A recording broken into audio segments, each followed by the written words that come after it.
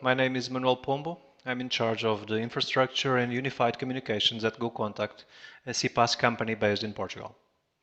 I'm going to talk about our experience in trying to approach RTC on top of public cloud offers. If we had to define a typical carrier in just one word, I wouldn't be surprised if most of us chose reliable. Carriers have long established a reputation of being rock solid. I mean, these guys come packed with a bunch of nines uptime. They're expected not to fail, ever. When you're in a call while traveling, you're expecting the call not to get dropped when handing over between base stations. Now, some concepts come to our mind when we think of a typical carrier's architecture. Monolithic. Think appliance-oriented apps such as Camaleio or FreeSwitch, which weren't designed with a distributed nature in mind. 2N is another topic a carrier is very familiar with. It means dimension your entire infrastructure for the load you're expecting in the foreseeable future, and then double it so you can have an active standby high availability architecture. So you basically go shopping for the double of an already over-provisioned capacity. 2N is a direct result of the monolith approach.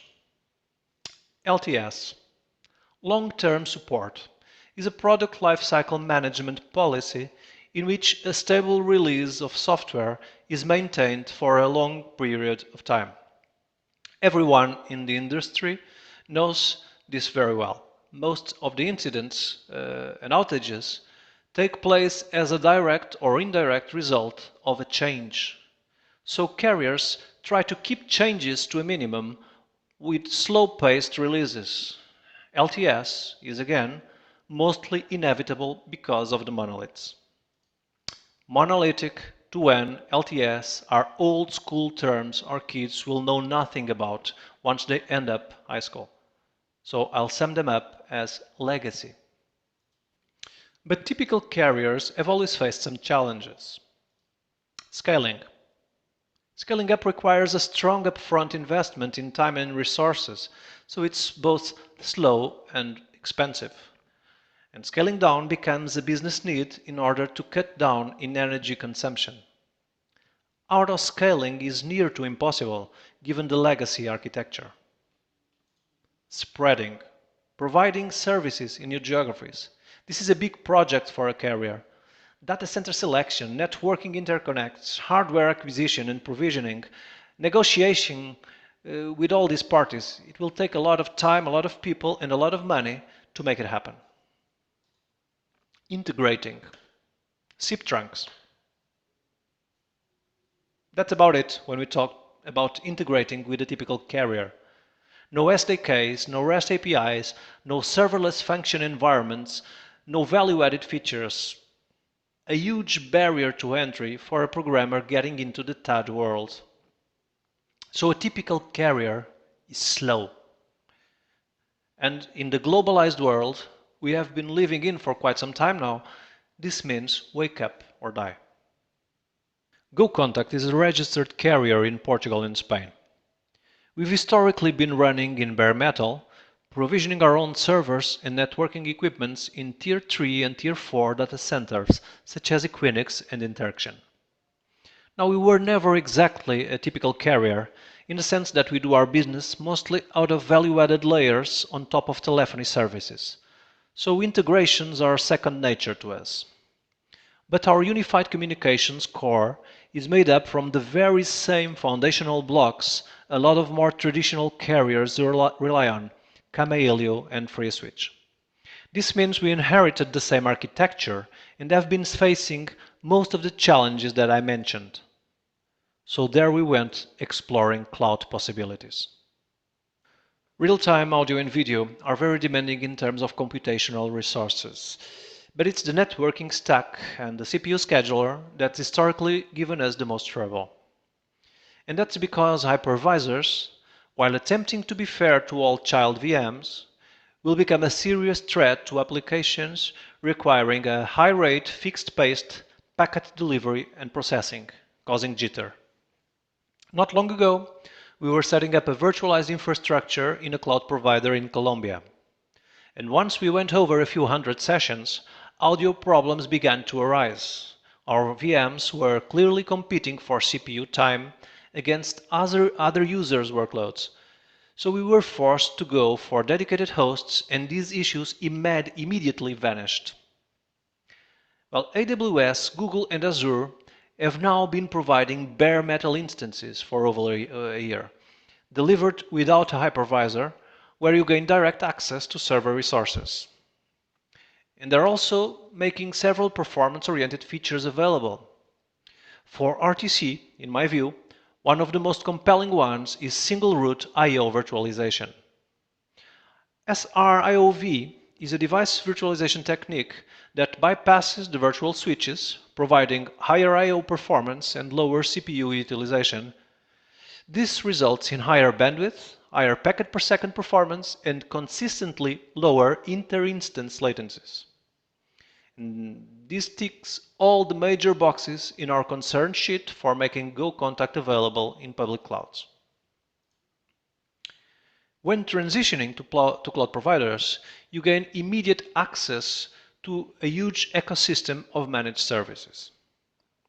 Three core services we highly depend on are Postgres, Redis, and shared storage. So we wanted to check if their managed services counterparts delivered. And aside from a minor trigger-related issue in Postgres we later solved, they did. Built-in high availability, disaster recovery, and replication without the hassle of setting it up and managing the whole thing. But what we ended up discovering was that in order to achieve the same performance level, their managed services counterparts are 2 to 3 times more expensive than setting them up on top of VMs. Trade-offs. N+1 is a high availability pattern based on a slightly over-provisioned load balancing. So in the event of an instance failing, you still retain enough capacity for the demand. This is where public clouds really shine. It's a great fit not only for all stateless services, but also for those require layer 4 session stickiness. All our front-end and back-end services are stateless, and we were already using this pattern in bare metal, so doing it in the cloud was really a no-brainer. Media servers are slightly different. None of the major cloud hosting providers allow you to bind a public IP address to a VM instance, and that's something we were used to have in bare metal with our own RIPP IP range and all. Fortunately, it's very easy to configure FreeSwitch to handle this scenario and auto-detect the public IP currently in use by its instance. There's no managed load balancer involved here because each instance will only be responsible for its own running sessions. Camaillio will load balance new dialogues to the FreeSwitch pool.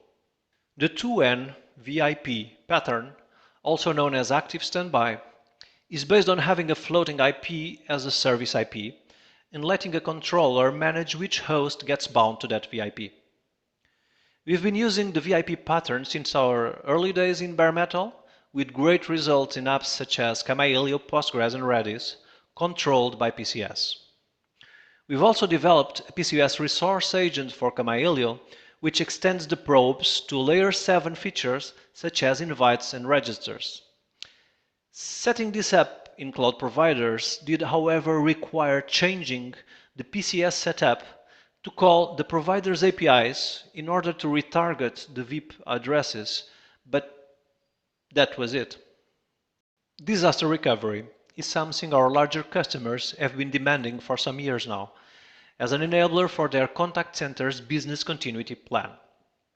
A disaster recovery plan should take into account all types of infrastructure outages, including seismic and terrorism events, for example.